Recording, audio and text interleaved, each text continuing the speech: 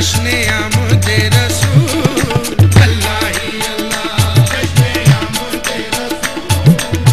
बज़्म अनवार नात सल्लल्लाहु अलैहि वसल्लम के ज़ेर एहतिमाम तीसरा अज़ीमुश्शान जलसे मिलाद मुस्तफ़ा सल्लल्लाहु अलैहि वसल्लम 7 रबीउल अव्वल बमकाम करीब दुर्दाना होटल GM छावनी कंदीकल गेट बमकान मोहम्मद अहमद कादरी अलमारूफ अहमद भाई छालिया वाले मुनक्किद होगा।